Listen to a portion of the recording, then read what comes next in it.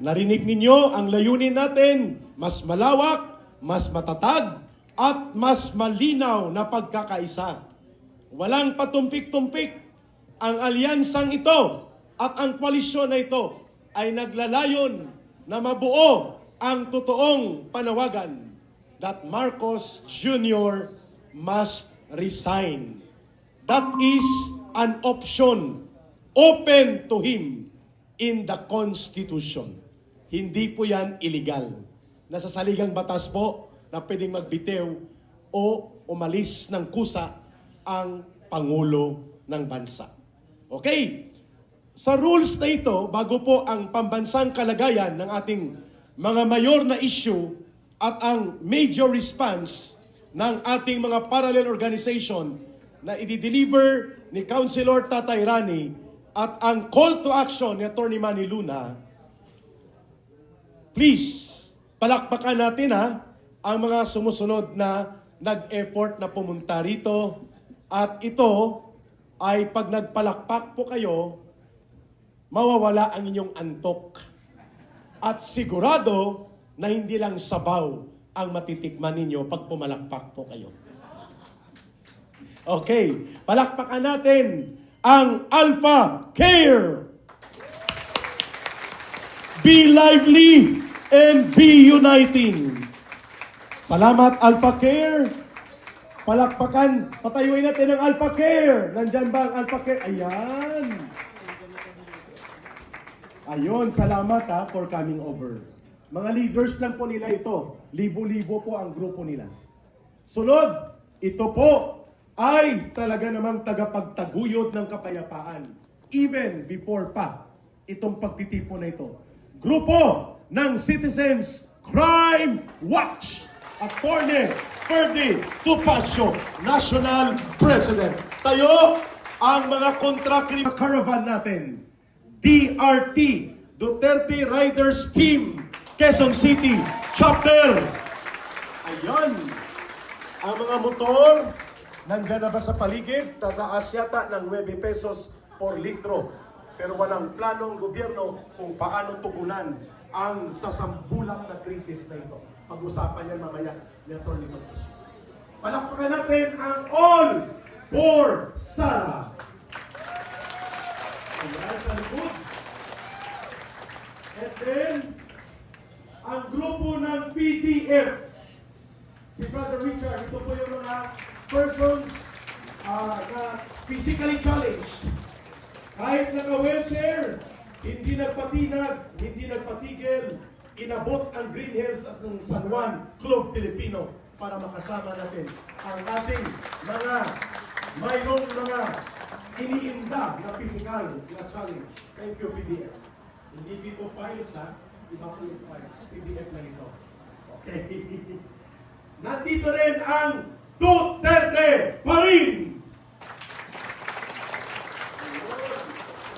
Mga leaders nandyan. At nandito din ang grupo ng Duterte Solid North. Taas kamao! Duterte Solid North. Nandito rin po ang Sarge Task Force Multiplier. Sarge. Okay. Nandito rin po ang ISN. Hindi ko alam kung anong meaning ng ISN, pero hindi po ito serial number ng book registration. ISN, palakpakan natin. And then, nandito rin ang DMWL. Ayan sa likod. At nandito din ang SMD Alliance. Palakpakan natin. And of course, hindi magpapahuli ang kanilang pakikipagkaisa sa hapong ito, Malabon Riders Group. And of course, Muslim Alliance of the Philippines. Hello, please. Ayan. Sila Gopran Diosman at sila Tato Nasib. Grupo ito ng mga Muslim brothers and sisters all over the Philippines. Nandito rin po ang DEBS INC Group. Ayun. At siyempre, ang kaibigan ng masa, Akma, Kinanine, Akma. Nandito din ang Inday Cares NCR Association.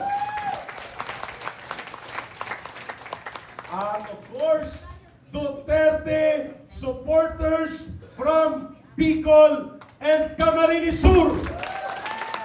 Tumayo pa mula sa Kapikulan.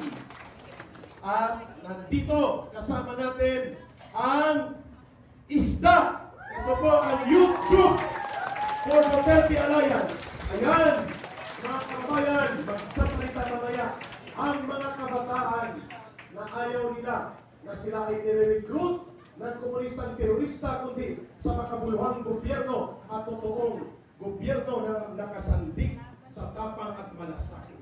ISDA. Bangon Sambayanan People's Movement. Ayan, sa likod. Mga urban poor leaders and multi-sectoral groups po ito. Mga dating converted ito. Ano ibig sabihin ng converted? From right-hand drive to left-hand drive?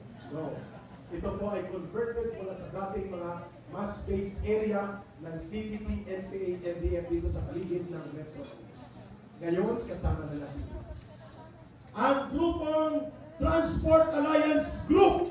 Malaki ito. Kaya nakalagay dito, Transport Alliance Group.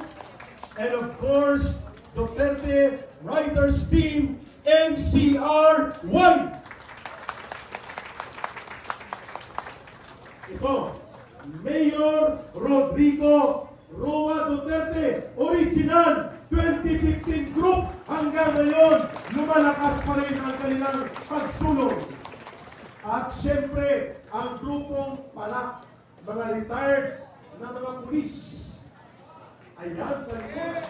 Mga palak na mga retiradong kapulisan, kaibigan ng masa. Then Duterte Riders Support Group, DRS. Ayan. Wow. O parang 18 Marines, 16 Marines. 1 Army, 1 Reservist. 18 lahat. Of course, Sara All Movement Philippines. And ang isa sa Secretariat and Directorate natin sa Kampilan, Inday Cares Philippines. At nandito rin ang Muslim Women Alliance from Cotabato and Mindanao. Ayan, sa likod. And Davao Representative of Parallel Groups ang nakalagay dito. And of course, SFGF Representative Group mula kina Captain Dado Enrique.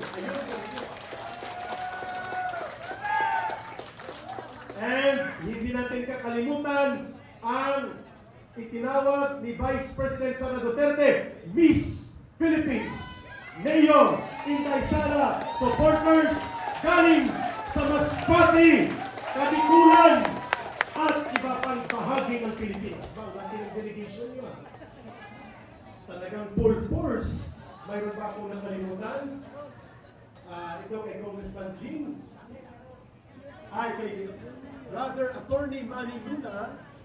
Itong grupo na wala na kong hawak ko. Wait lang at baka mayroong magtampo na hindi ko naitawag. At si Attorney Manny Luna, Volunteer Lawyers Advocates. And ito, si Attorney Salvador, Diputado ng Tatay Digong for Inday Sara 2028 Movement. At ang grupo ni Attorney Manny Luna mula sa grupong Cebu and Bohol Bicol for Sara Alliances.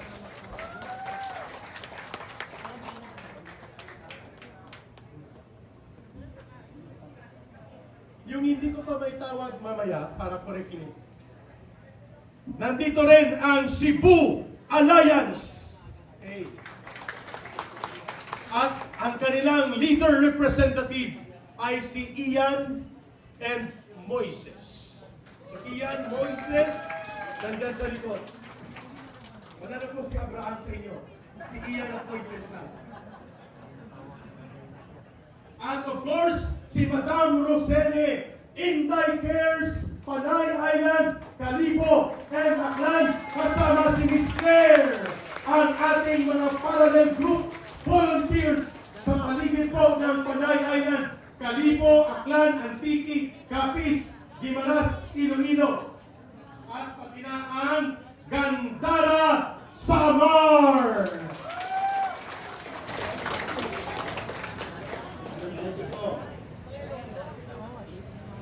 Jesus, the Alpha and Omega Ministry, headed by Dr. Prophet John Jo ng Negros Oriental. Worldwide Ministry. And of course, hindi ko na isa-isahin ang mga social media personalities, groups, at the same time, ang ating mga media participants and social media commentators na nandito. Sara Mugpit, natawag ko na. May bayad yun, may bawas sa sabaw yun. Natawag ko na yun, ha? Sara Movement Philippines. Mamaya na po yung iba para makaproceed po tayo dahil mayroon tayong open forum and sectoral responses.